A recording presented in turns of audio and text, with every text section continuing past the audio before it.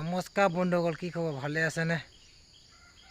আজি বেলেগ এটা ভিডিঅ' বনাব লৈছোঁ। এইটো ভিডিঅ' বেলেগ হ'ব। তাৰমানে আমাৰ মাটি সীমাটো ঠেলি ঠেলি বহুত সোমাই গৈছেগৈ। সেইকাৰণে দুটামান গছ পুলি সীমাত লগাই দিম বুলি ভাবিছোঁ। এয়া আম পুলি আৰু কঁঠাল পুলি।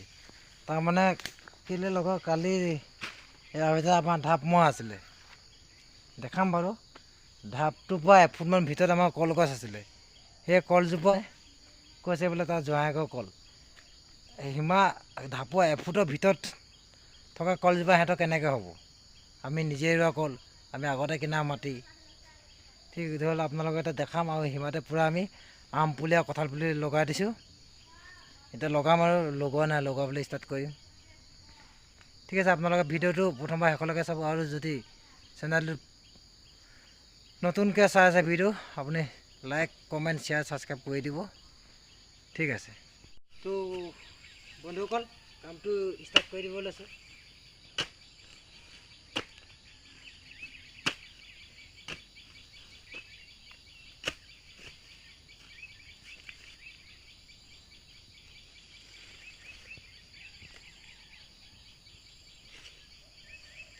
প্ৰথম আম পুলি এটা আৰু কঁঠাল পুলি এটা ৰুইছোঁ একেলগতে।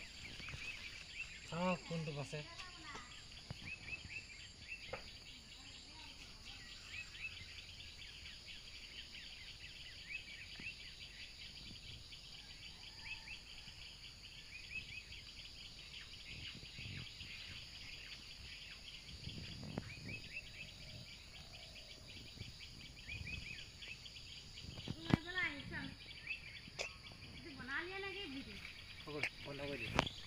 নমস্কাৰ বন্ধুসকল, আজি বিশ্ব পৰিৱেশ দিৱস বুলি তাকে আমাৰ সীমাটো ডাইৰেক্ট আম পুলি আৰু কঁঠাল পুলি লগাই দিছোঁ। আৰু বিশ্ব পৰিৱেশ দিৱস কাৰণে বিশ্ব পৰিৱেশত এটা চিন দিছোঁ, এইটো যাতে সীমা ঠেলি আহিব নোৱাৰে।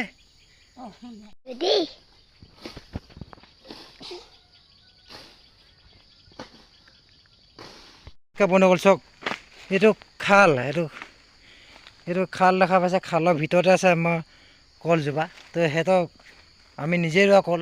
তো সিহঁতি মাটিত আৰু খালটোৰ পৰা যদি ভিতৰলৈ আৰু যদি মাটি ঠেলি যাবলৈ বিচাৰে, মই নেক্সট টাইমত তেখেতলোকক এই ভিডিঅ'টো সকীয়াই দিছোঁ।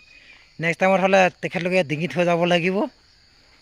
যিহেতু আৰু মই এতিয়া গছপুলি লগাম, গছপুলি লগাৰ স্বত্বতো এইটো অলৰেডি আমাৰ ঢাপ মাৰি থোৱা আছে।